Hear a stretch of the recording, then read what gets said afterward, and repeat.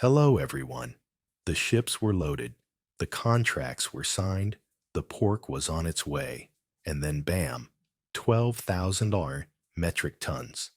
Cancelled. Overnight. No warning. No explanation. Just a quiet bulletin tucked between market updates. China cancels U.S. pork shipment. The timing impeccable. The implications potentially catastrophic. But why now? Why this specific shipment and why the silence? We're not talking about a delay. This wasn't weather. This wasn't logistics. This was a clean, deliberate surgical cut. And the meat was already bought, slaughtered, packed, chilled, paid for.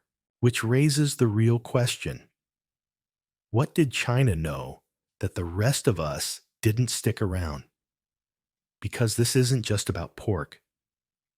This may be the opening shot in an entirely different kind of war. At exactly 2:42 a.m. Beijing time, on April 18th, a directive was issued to Chinese importers. $12,000 metric tons of U.S. pork already in transit was to be canceled, not rerouted, not delayed. Canceled outright. The order, verified by both Bloomberg and Reuters, triggered an immediate suspension of port clearance operations in Ningbo and Dalian, where the cargo was scheduled to dock. No public explanation followed.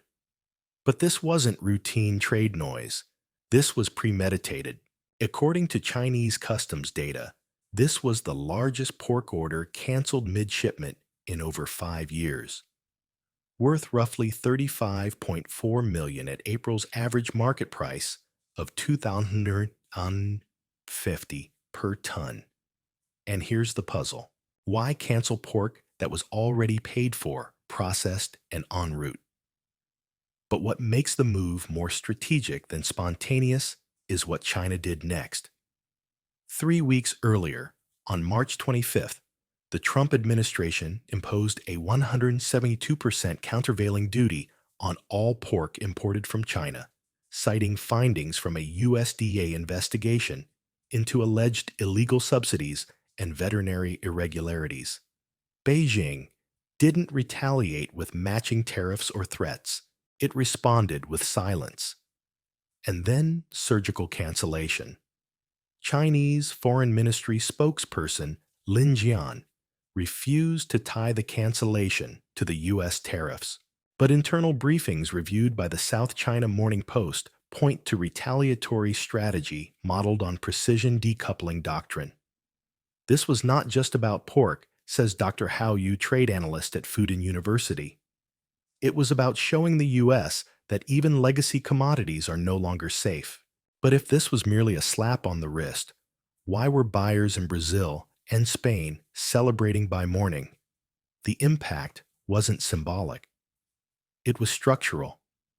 According to the National Pork Producers Council, NPPC, the cancellation created an immediate backlog of nearly 26 million pounds of pork, the equivalent of 110,000 market-ready hogs, flooding into domestic supply chains already buckling under seasonal oversupply. The hardest hit, Iowa, North Carolina, and Minnesota, which together produce nearly 60% of U.S. pork exports to China. The Iowa Farm Bureau estimates direct losses from the cancellation at $9.7 million in state. But the cascading effects, plummeting auction prices, overcapacity at processing plants, layoffs, could balloon that number threefold. In Worth County, a pork processor laid off 117 workers within 48 hours of the news. This isn't just a disruption. It's a vacuum, says Chris Novak, CEO of the NPPC. And into that vacuum, new suppliers are moving fast. On April 19th, the day news of the cancellation broke, Tyson Foods shares dipped 4.3%, while Hormel Foods, another pork heavyweight, saw a 3.1% drop. Yet analysts weren't aligned. A city research memo issued that morning flagged the cancellation as an isolated retaliatory gesture. But Morgan Stanley took the opposite view, warning of a structural pivot in Chinese protein procurement. The divergence highlights the problem. Markets are still viewing agricultural exports through short-term volatility, not geopolitical risk. And that's a blind spot. The CME Lean Hog Futures Index fell 6.5% in 72 hours, its sharpest weekly drop since the 2020 supply chain lockdowns. Markets are pricing this like a one-off, says Rabobank's global protein strategist Chen Junpon. But China is signaling a long-term shift. The question is, where's that shift headed? While American pork sat idle in refrigerated containers, Brazilian and Spanish exporters surged ahead. According to Brazil's Ministry of Agriculture, pork exports to China rose 28% in April alone, with Sao Paulo-based BRFSA filling emergency procurement contracts typically reserved for U.S. suppliers. Spain's Interpork, the country's pork export council, confirmed a 23% spike in Chinese orders year over year, with new fast-track clearance protocols signed in Shanghai just days after the U.S. shipments were canceled. In total, Brazil and Spain now account for 48% of China's imported pork, compared to just 19% from the U.S., down from 33% in 2023, according to China's General Administration of Customs. This is not trade diversification. It's strategic replacement, says Alicia Garcia Herrero, chief economist for Asia-Pacific Ethno-Tixis. The U.S. is not being outcompeted, it's being outmaneuvered. So here's the question. What happens if China keeps canceling? Do we adapt or collapse? Drop your take in the comments, because we're about to explore something no one's ready to admit. While no official ban has been issued, multiple U.S. pork producers have reported unexplained delays in customs approvals at Chinese ports since mid-March. According to internal USDA dispatches reviewed by Bloomberg Smithfield, Foods confirmed that 2 of its shipments were held for extended inspection, while JBS USA said China had suspended communication on several pending contracts. Behind the scenes, Beijing has quietly updated its import protocols to require supply origin transparency and biosafety alignment with standards not currently met by some U.S. facilities. The result? A silent filtration mechanism that targets American exporters without triggering WTO retaliation. Trade attorney Daniel Portman, who has advised on U.S.-China disputes since the 2018 tariff war, calls it a de facto blacklist under the cover of technical compliance. If this process expands, it may represent not just a tactical snub, but the beginning of sector-by-sector economic disengagement.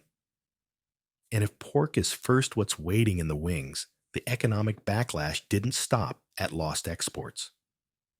As of April 22nd, USDA cold storage data shows U.S. pork inventory at 634 million pounds, up 14% year over year.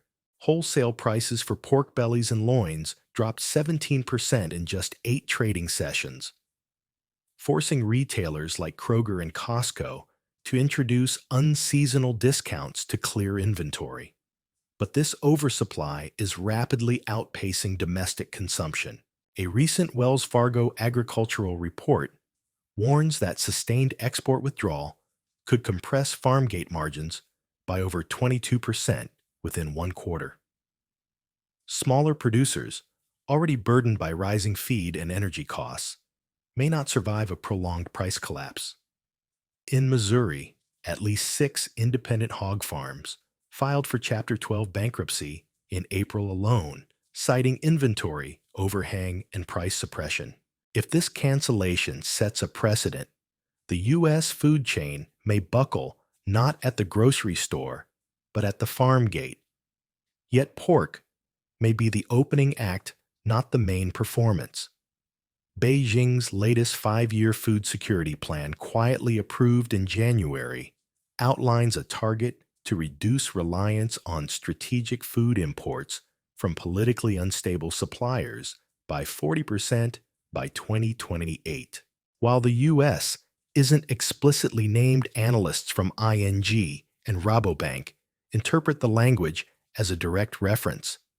Since 2023, China has quadrupled domestic investment in agritech, built over 80 million cubic meters of new grain storage, and secured long-term pork and beef contracts with Brazil, Spain, and Argentina. At the same time, its soybean imports from the U.S. fell by 25% in Q1 2025, replaced by shipments from Brazil and Paraguay, according to customs data verified by Reuters. This isn't reactive, it's methodical.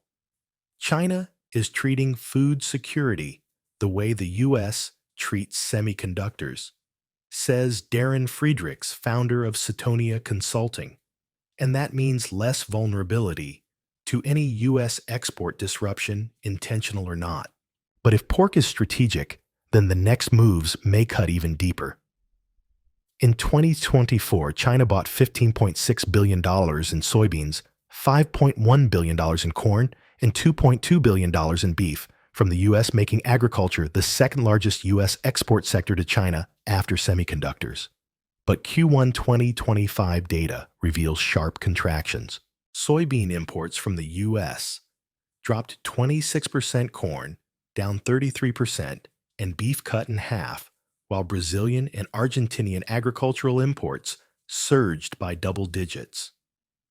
Bloomberg reports that COFCO, China's largest state-owned food importer, is actively unwinding contracts with American grain suppliers through quiet non-renewals and bulk resourcing from Mercosur partners.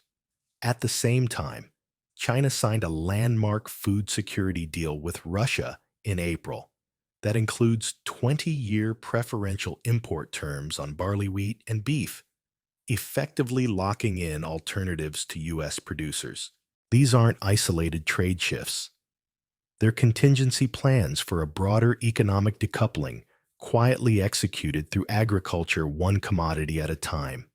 So if pork, soybeans, corn, and beef all start vanishing from China's order sheets, what happens next? This wasn't just a missed sale. It was a message.